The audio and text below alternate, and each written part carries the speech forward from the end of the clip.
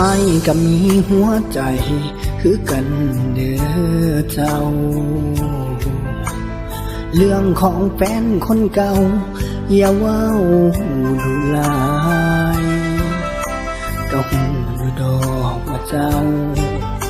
ยังลืมเขานั้นบ่ได้ก็อยากให้คิดเห็นใจแฟนใหม่เจ้าแดลาอ้ายนี่ก็คือว่าดีน้ำเจ้าทุกอย่างก็หวังสิลบสิล้างอดีตเขาที่ผ่านมาแต่ฟื้นดนเก่าบ่เป่ากะลุกมันถือคือคำเขาว่าสิให้อายตายพุ่นว่าจึงสิลืมเขาได้แฟนใหม่ดีให้ตายก็คงบ่ได้ใจเจ้าคนเป็นแฟนเก่า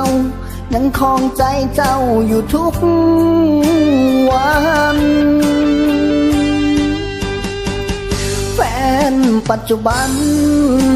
มันยังสำคัญสำได้คนเป็นแฟนใหม่ก็มีหัวใจคือกันอยู่ใส่ว่าสิลืมเขาก่อนที่เฮาสิมาคบกันสรุปอ้ายเป็นใดเพียงไม่กันมาเท่านั้น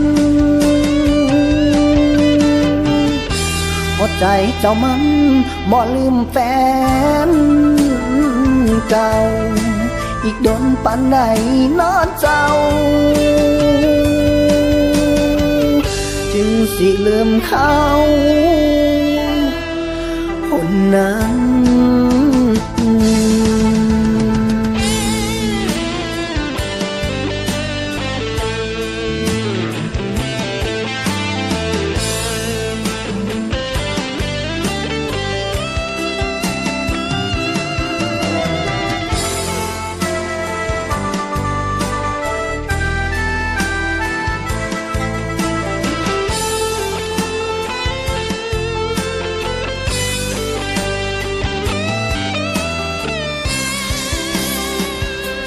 แฟนใหม่ดีให้ตายก็คงบ่ได้ใจเจ้าคนเป็นแฟนเก่ายังคองใจเจ้าอยู่ทุกวันแฟนปัจจุบันมันยังสำคัญสำได้คนเป็นแฟนใหม่ก็มีหัวใจคือกันอยู่ใส่ว่าสิลืมเขาก่อนที่เฮาสิมาคบกันสรุปอ้ายเป็นใดเพียงไม่กันมาเท่านั้นหัวใจเจ้ามันบ่ลืมแฟนเก่าอีกโดนปานใดน้อเจ้าจึงสิลืมเขาคนนั้นหันบ่ฮักก็คือบ่บอกกันดี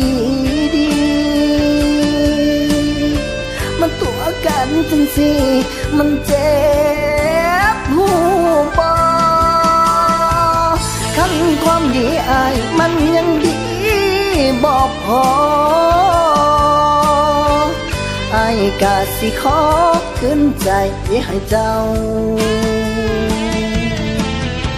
ถ้าแฟนใหม่จังอ้ายมันบ่ดีซ้ำเขาก็กลับไปเอาแฟนเก่าซะ